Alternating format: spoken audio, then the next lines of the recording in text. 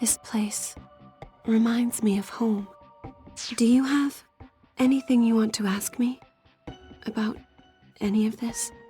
There's no one else listening here, so I might be able to answer. Well, remember how after we escaped from the organization, I let you drink my blood? That's when it happened. You were entering into a blood contract with me. See, I'm not human. Throughout history, people have used many names to describe our kind. Goblins, phantoms, demons, even gods.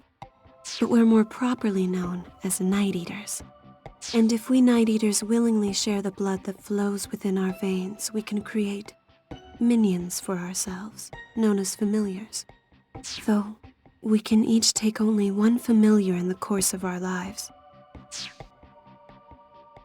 The familiar's primary characteristic is to inherit the powers of the Night Eater, gaining strength far beyond that of an ordinary man. Much like the strength you've displayed in battle. I would say the vast majority of the power you felt comes from me, in fact, not from your transformation into a synthester. The familiar's job is to hunt synthesters alongside his Night Eater benefactor.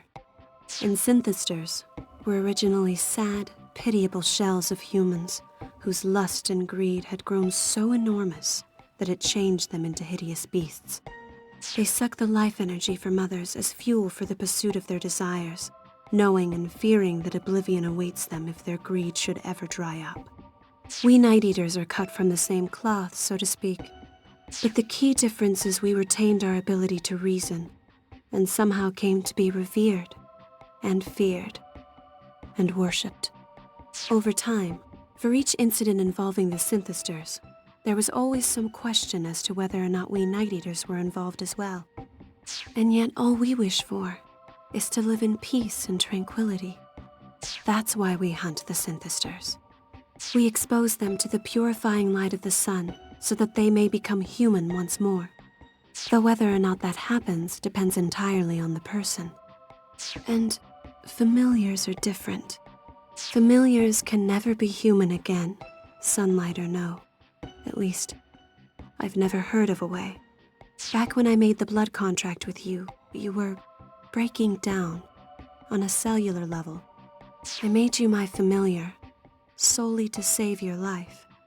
But in doing so, I turned you into something inhuman. I can never apologize enough for what I've done. There are other things we should discuss as well, I believe.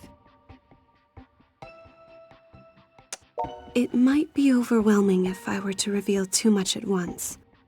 I'd prefer to explain it all little by little, but I promise, your questions will be answered.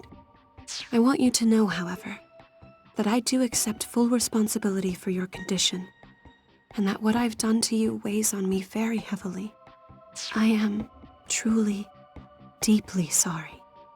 Come on, I'm sure the others must be worried about us by now. We should head back. I need to tell them what I did to you as well.